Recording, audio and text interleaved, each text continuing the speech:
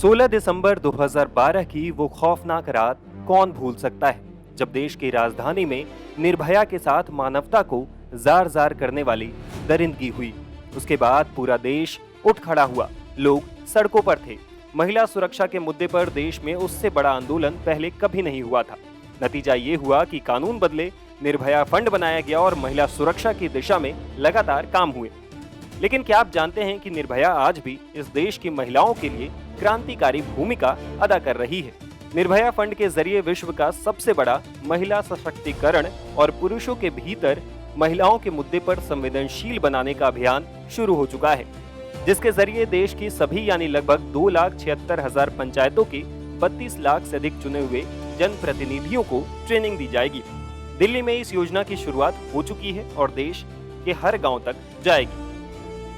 भारत सरकार के पंचायती राज मंत्रालय ने निर्भया फंड के सौजन्य से निर्भय रहो योजना शुरू की है। इसे महिलाओं के लिए शुरू किया गया दुनिया का सबसे बड़ा सरकारी अभियान कहा जा रहा है। क्या है निर्भय रहो?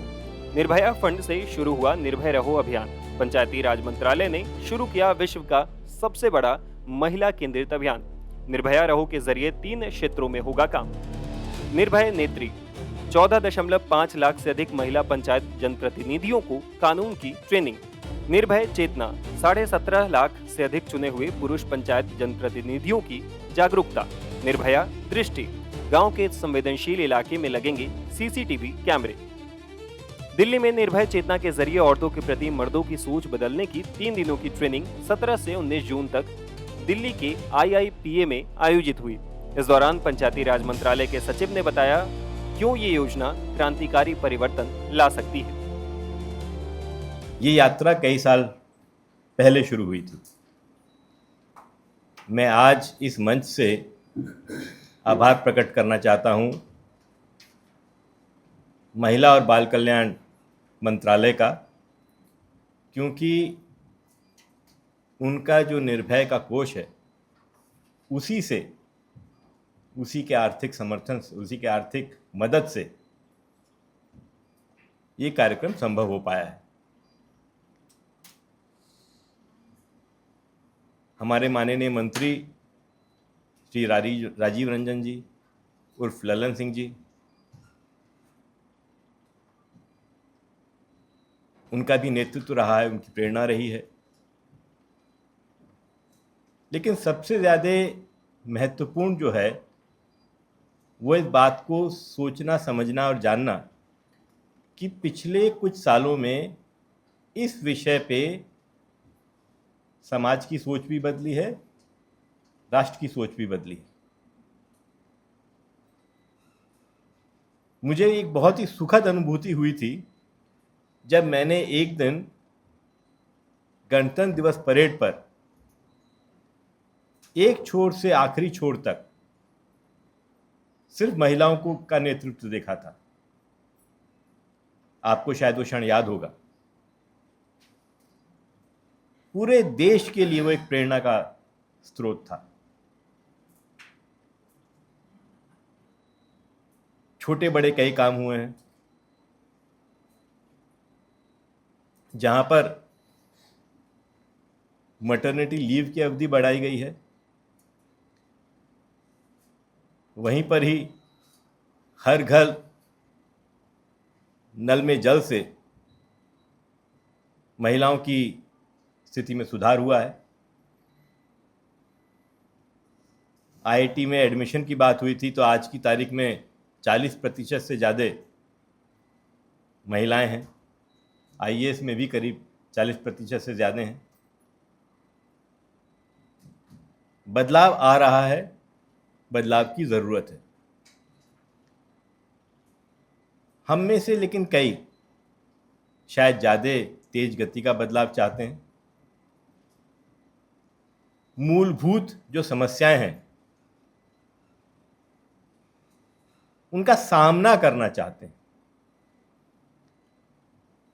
मुझे हर किसी की बात सुनकर बहुत खुशी हुई, क्योंकि सभी की बातों में, सभी के विचारों में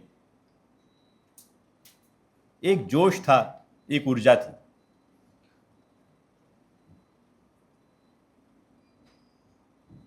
विकसित भारत की बात हुई। विकसित भारत की बात जब हुई तब ठीक है, जब तक महिलाएं सुरक्षित नहीं होंगी तब तक देश का विकास संभव नहीं है। उसमें एक और महत्वपूर्ण बात है, महिलाओं की कार्यक्षेत्र में भागीदारी। हम देखते हैं कि जो जो उन्नत राष्ट्र हैं वहां पर महिलाओं की भागीदारी बहुत ज्यादा है। कहा जाता है कि चीन और हिंदुस्तान में एक बहुत बड़ा फर्क है। एक बड़ा मूलभूत फर्क यह है कि वहां पर महिलाओं की हिस्सेदारी, जिसको लेबर फोर्स पार्टिसिपेशन रेट बोलते हैं, वो है 59%, 59%, और हमारे देश में है 32%, करीब करीब आधी। तो अगर ज्यादा संख्या में महिलाएं कार्यक्षेत्र में आएंगी, उत्पादन बढ़ेगा, उत्पादकता बढ़ेगी, देश आगे बढ़ेगा।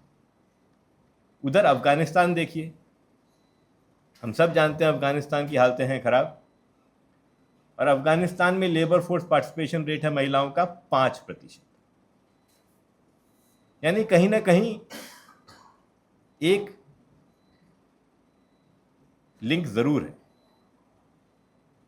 लेकिन महिलाएं भागीदारी कैसे करें जब उनके लिए घर से बाहर निकलना तक दूभर है, और घर के अंदर मुश्किलें हैं? ये नहीं है, ऐसा भी नहीं है। इस बार के नेशनल हेल्थ फैमिली सर्वे में पाया गया कि करीब करीब 5 लाख महिलाओं ने कहा कि उनके साथ परिवार में, घर पर बदसलूकी होती है। और आप जानते हैं कि महिलाएं बहुत कम इस बात को किसी को कहती हैं। इसका मतलब कि कम से कम 10-20 गुना ये घटनाएं घट रही होंगी, तब 5 लाख लोगों ने कहा है।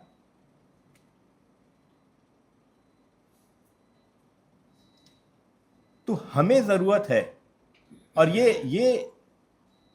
ये महिलाओं के साथ बदसलूकी की सबसे छोटी श्रेणी है। मैं बाकी जो उन पे अत्याचार होते हैं उनकी बात ही नहीं कर रहा। तो असल में हमने ये चुनौती स्वीकार करी है, इस समाज में हमारी जो धारणाएं हैं खुद के प्रति, महिलाओं के प्रति, समाज के प्रति, उनको कैसे बदला जाए। और बदला नहीं जाए तो कम से कम एक बार प्रश्न तो किया जाए, क्योंकि पहले जब हम प्रश्न करने लगेंगे तभी उसमें बदलाव आएगा। पंचायत व्यवस्था में हमारे यहाँ एक बहुत बुरी प्रथा भी है, पंचायत प्रधान पति की। उसको लेकर भी मंत्रालय ने आंख नहीं बंद करी है, उसको लेकर भी हम जूझ रहे हैं। तो पहले जब हमने इस कार्यक्रम को करने की सोची तो बहुत मुश्किल था सोचना कि किस तरह से इसको अप्रोच किया जाए। ऐसा नहीं कि पहले यहाँ काम नहीं हुआ है, पहले कई जगह काम हुआ है। मैंने सुना कि कर्नाटका में करीब 1-1.5 लाख स्कूल टीचर्स को इस बारे में प्रशिक्षण दिया गया। लेकिन इस स्तर का, जहां पर हम सोच रहे हैं कि पूरे देश में करीब करीब 17-18 लाख पंचायत प्रतिनिधियों के पास हम जाएंगे, उनकी धारणाओं को हम एक बार प्रश्न चिन्ह लगाएंगे। इस तरह का कार्यक्रम इस देश में नहीं, इस विश्व में नहीं हुआ है। इसीलिए आपके लिए एक बहुत बड़ी चुनौती है। ऐसा नहीं कि मनुष्य के व्यवहार में बदलाव नहीं आता है। अभी सुशील ने जो आपको बताया, जो एक क्लिप सुनाया, एक ज़माना था जब सिगरेट पीना सच में मर्दानगी की निशानी थी। उसी तरह के इश्तिहार प्रकाशित होते थे। फिल्मों में हीरो ज़रूर ही सिगरेट पीता था। आज वो एक बीमारी की निशानी हो गई। कई दशक लगे, लेकिन बदलाव आया। हम सब जानते हैं कि सरकार ने उसमें एक महत्वपूर्ण भूमिका अदा करी और धीरे धीरे समाज में परिवर्तन आया।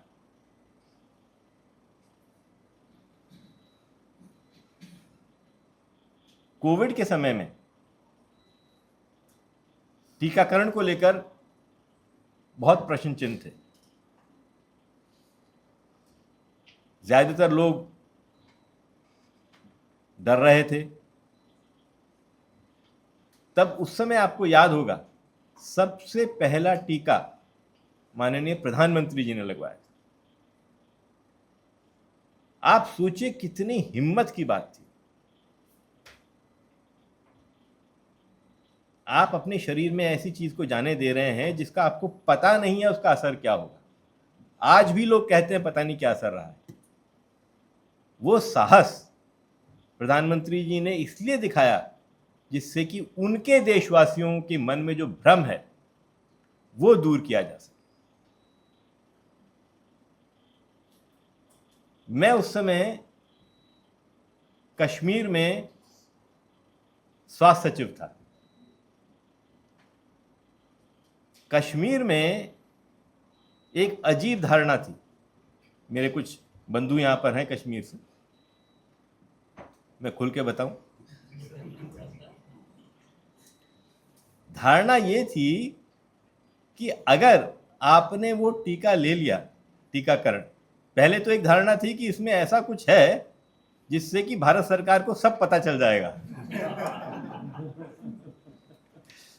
दूसरी धारणा ये थी कि अगर महिलाओं ने ये ले लिया, टीकाकरण उनका हो गया, तो वो मां नहीं बन पाई।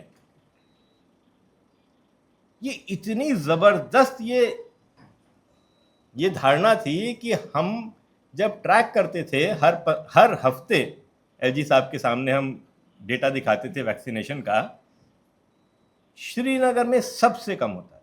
डाउनटाउन में तो हालत ही खराब थी।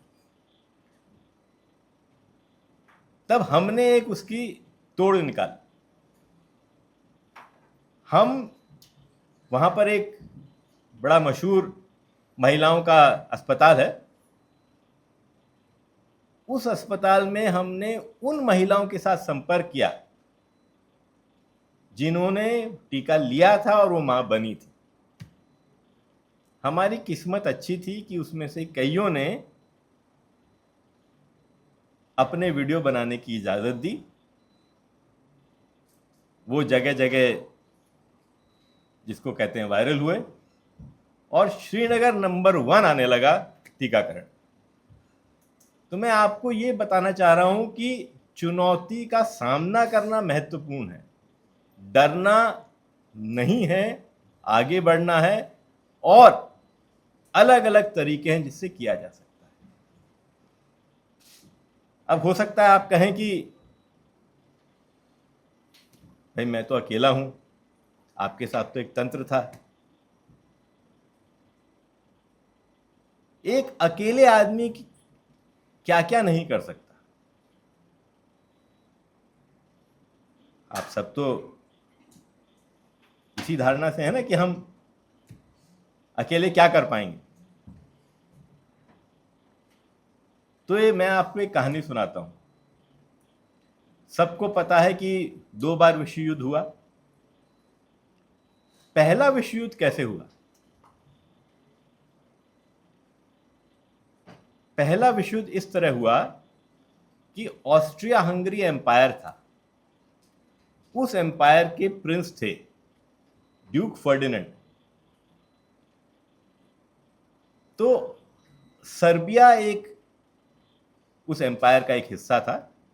हम में से कईयों ने यूगोस्लाविया का नाम सुना होगा। वो सर्बिया उसका आज की तारीख में यूगोस्लाविया नहीं है, सर्बिया है। तो सर्बिया में बहुत विद्रोह की स्थिति थी। तो ऑस्ट्रिया हंगरी एम्पायर के राजकुमार ड्यूक फर्डिनेंड ने तय किया कि वो सर्बिया जाएंगे। उनको सलाह दी गई कि वहाँ हालात ठीक नहीं है। वो सर्बिया की राजधानी पहुंचे। वहाँ अपने महल में जा रहे थे।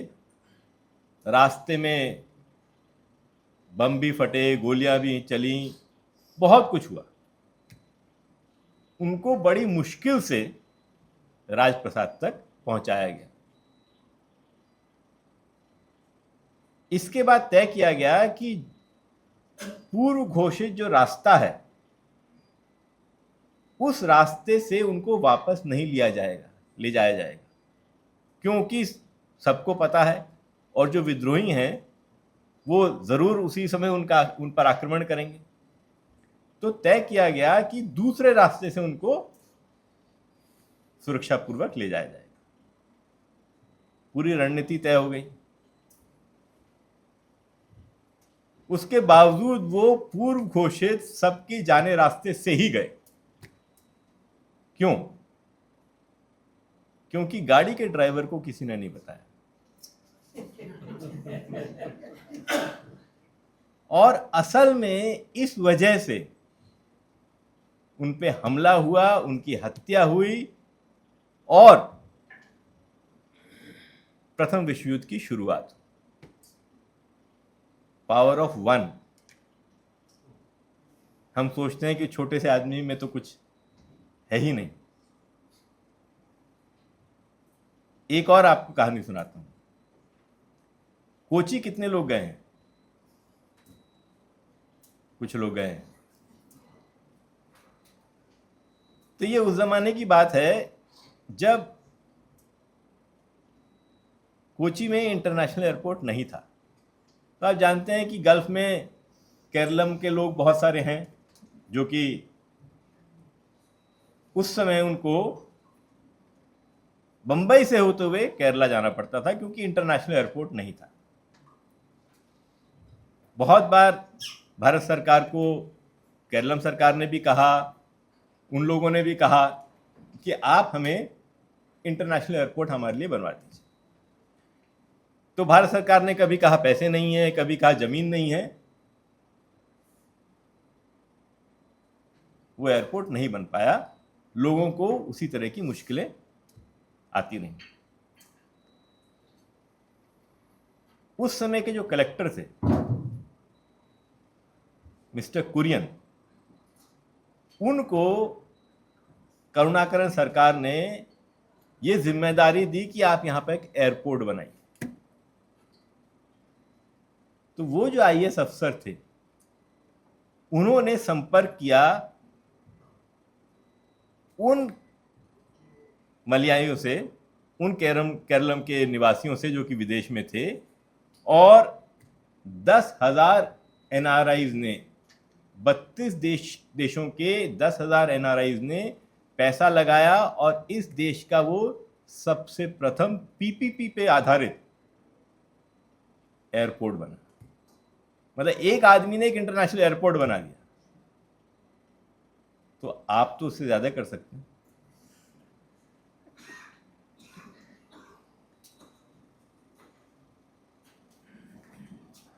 हम इस प्रशिक्षण से क्या करना चाहते हैं? हम इस प्रशिक्षण से क्या करना चाहते हैं, मैं आपको एक कहानी के माध्यम से बताऊंगा, जो कहानी आप लोगों ने सबने सुनी हुई। वो है कहानी खरगोश और कछुए की।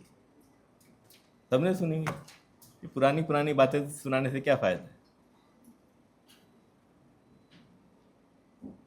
तो खरगोश और कछुए की कहानी आप सबको पता है। दोनों में एक दिन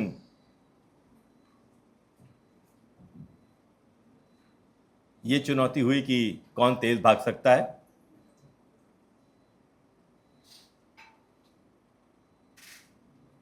खरगोश दौड़ से भागा, जोर से भागा। उसके बाद उसको लगा कि कछुआ बहुत पीछे रह गया है, रास्ते में सो गया और कछुआ धीरे धीरे गंतव्य स्थल तक पहुंच गया, जीत गया। आज जब वो जीत गया तो खरगोश को बहुत शर्म आई, देखा तो बहुत गलत हुआ। उसने फिर ललकार लगाई कछुए को, पिछली बार तो तुमने छल करके जीत गए हो, इस बार फिर लगी। ठीक है, तो इस बार खरगोश ने कोई गलती नहीं करी और सरपट जीत गया। अब दोनों एक एक बार जीत गए कि एक बार तो टाई ब्रेकर होना चाहिए।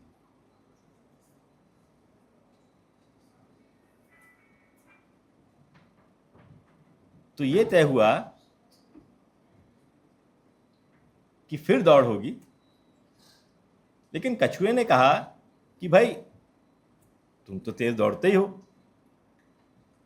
मुझे इस बार जो रास्ता है, जो रेस का रास्ता है, उसको ठीक करने का जिम्मा मेरा है।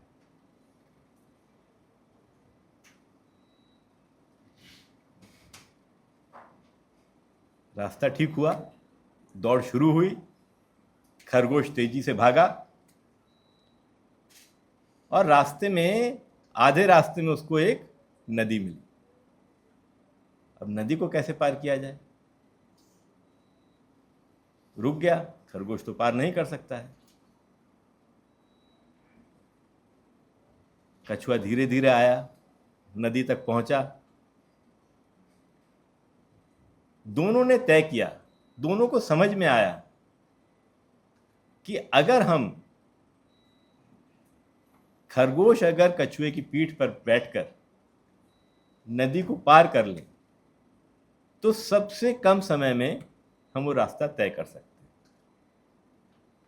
महिला और पुरुष की भी यही स्थिति है, कौन बड़ा कौन छोटा, अगर हम उसको छोड़ दें,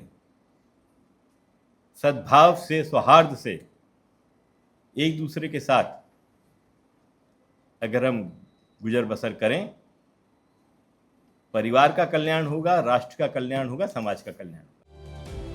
अपने जाने के सालों बाद भी निर्भया इस देश की बेटियों के लिए सुरक्षित भारत बनाने में निर्भय रहो अभियान के जरिए बड़ी भूमिका निभा रही है, जो न सिर्फ महिलाओं को सशक्त बनाएगा बल्कि मर्दों को जागरूक और संवेदनशील भी। खबरों की रणभूमि में यहाँ शोर नहीं, सोच लड़ती है, जहां शब्द नहीं, फैक्ट्स वार करते हैं और हर सवाल खोलता है सच की नई परत।